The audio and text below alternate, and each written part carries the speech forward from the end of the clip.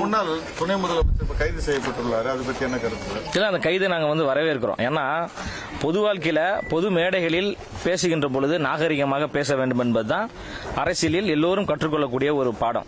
மக்களால் தேர்ந்தெடுக்கப்பட்டவர் தான் மாண்புமிகு தமிழ்நாட்டின் முதலமைச்சர். 1,70,00,000 பேர் வாக்களித்து தமிழ்நாட்டின் முதலமைச்சராக அண்ணன் ஜோசப் விஜய் அவர்களை தேர்வு பண்ணியிருக்கிறாங்க. அப்படிப்பட்ட ஒரு முதலமைச்சரை ஒரு பொது மேடைகளில் பேசுகின்ற பொழுது ஆபாசமாக ஒரு பெண்ணோடு தொடர்பு படுத்தி கொச்சையாக முகம் சுளிக்கக்கூடிய வகையில் ஒரு நபர் பேசுறாரு. அவர் யாருன்னா சாதாரண நபர் கிடையாது.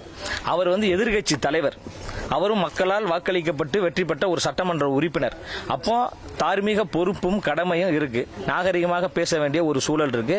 சட்டம் தன் கடமையை செய்யும் என்கின்ற அடிப்படையில் சட்டத்தின்படி இந்த அரசாங்கம் முறையான நடவடிக்கையில் ஈடுபட்டிருக்கிறாங்க. தவறு யார் செய்தாலும், எவ்வளவு பெரிய அதிகார உச்சத்தில் இருக்கக்கூடியவர்கள் செய்தாலும் சட்டம் கடமையை செய்ய வேண்டும் என்று நினைத்துவிட்டால் சரியான நேரத்தில் சரியான தருணத்தில் நடவடிக்கை எடுப்பார்கள் என்பதற்கு இது ஒரு சான்று.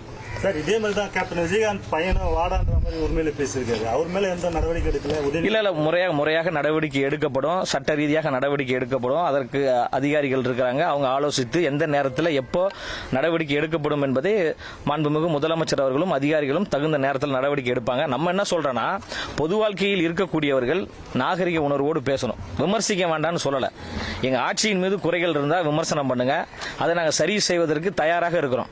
நாங்கள் பெரியார் வழியில் வருகிறோம், அண்ணா வழியில் வருகிறோம், எம்ஜிஆர் வழியில் வருகிறோம் என்று வாய்க்கிலேயே பேசிவிட்டு பொது மேடைகளில் மக்களால் தேர்ந்தெடுக்கப்பட்ட ஒரு முதலமைச்சரை மிகவும் இழிவாக பேசுகின்ற பொழுது அதை யாரும் வேடிக்கை பார்க்க முடியாதுல்ல. அந்த அடிப்படையில் உப்பு தின்னவன் தண்ணி குடிச்சுதான் ஆகணும் என்கின்ற அடிப்படையில் தப்பு செஞ்சிருக்கிறாரு. அதற்கான நடவடிக்கையை காவல்துறை முன்னெடுத்திருக்கிறாங்க. அதை நாங்கள் வரவேற்கிறோம்.